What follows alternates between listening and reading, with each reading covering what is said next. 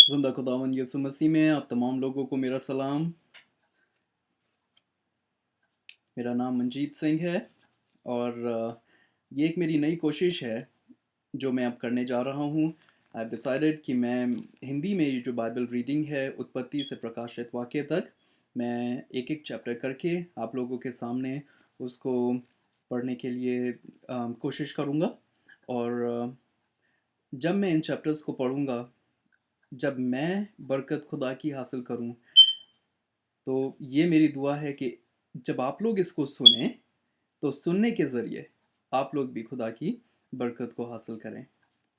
इसी दुआ के साथ मैं इस कलाम को पढ़ना शुरू करता हूँ। खुदावंद के पाक कलाम के सुने और उसके पढ़े जाने पर आशीष हो। ये पहला उत्पत्ति चैप्टर 1, इसमें ऑल टुगेदर 31 वर्सेस हैं। 31 वर्सेस इस चैप्टर में हैं और ये आपके सामने मैं पढ़ने जा रहा हूँ। उत्पत्ति चैप्टर 1। आदि में परमेश्वर ने आकाश और पृथ्वी की सृष्टि की, और पृथ्वी बेडौल और सुनसान पड़ी थी, और गहरे जल के ऊपर अंधियारा था, तथा परमेश्वर का आत्मा जल के ऊपर मंडराता था। तब परमेश्वर ने कहा, उजियाला हो, तो उजियाला हो गया।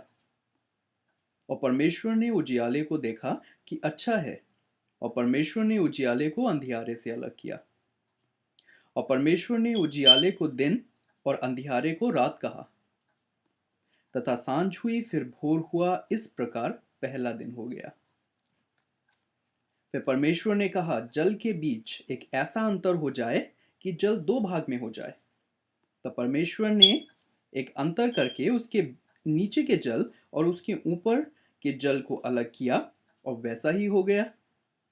और परमेश्वर ने इस अंतर को आकाश कहा। तथा सांझ हुई, फिर भोर हुआ, इस प्रकार दूसरा दिन हो गया।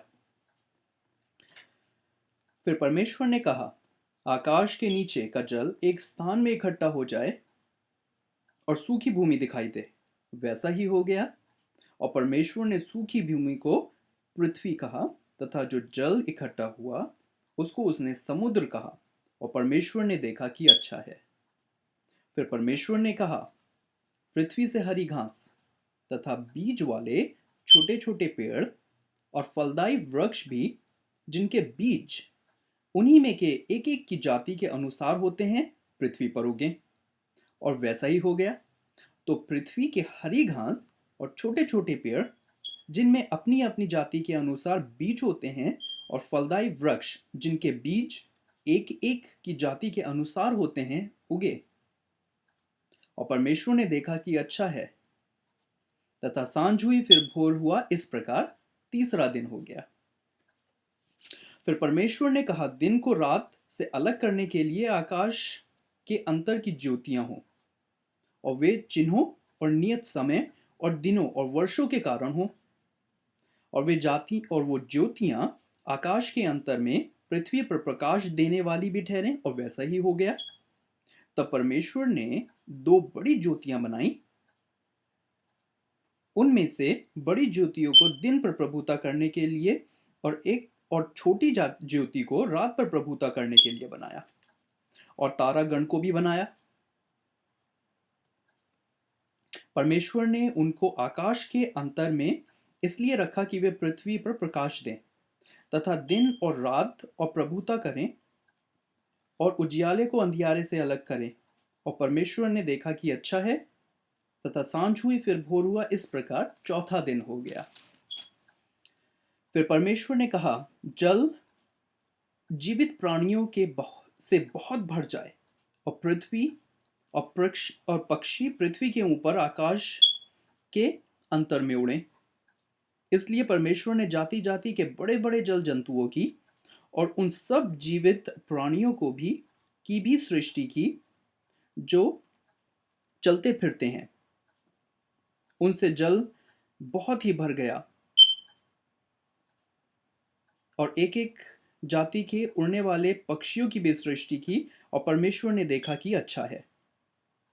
और परमेश्वर ने यह कह के उनको आशीष दी कि फूलो फलो, और समुद्र के जल में भर जाओ, और पक्षी पृथ्वी पर बढ़ें। तथा सांझ हुई और भोर हुआ, इस प्रकार पांचवा दिन हो गया। फिर परमेश्वर ने कहा, पृथ्वी से एक एक जाति के जीवित प्राणी अर्थात घरेलू पशु और रेंगने वाले जंतु और पृथ्वी के वन पशु जाति जाति के अनुसार उत्पन्न हो। और वैसा ही हो गया।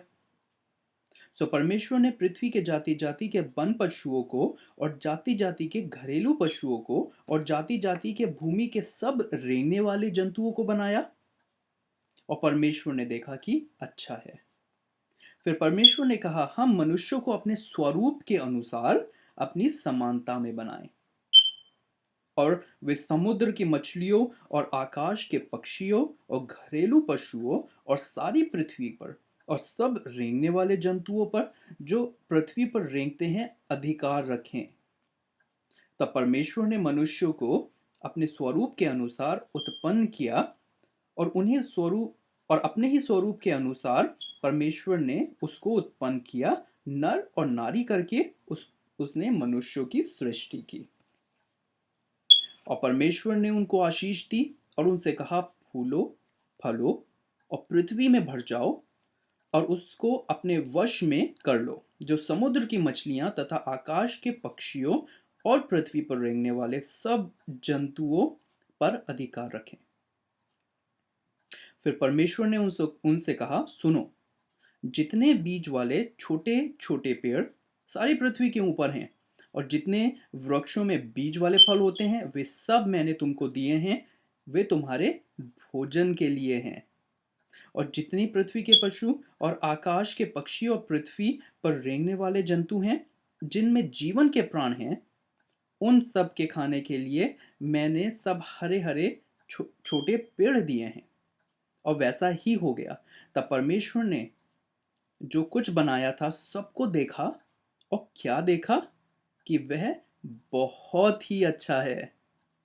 तथा सांझ हुई, फिर भोर हुआ, इस प्रकार छठवां दिन हो गया। खुदावंद के पाक कलाम के पढ़े और इसके सुने जाने पर आशीष हो। खुदा आप सबको बरकत दे। आमीन।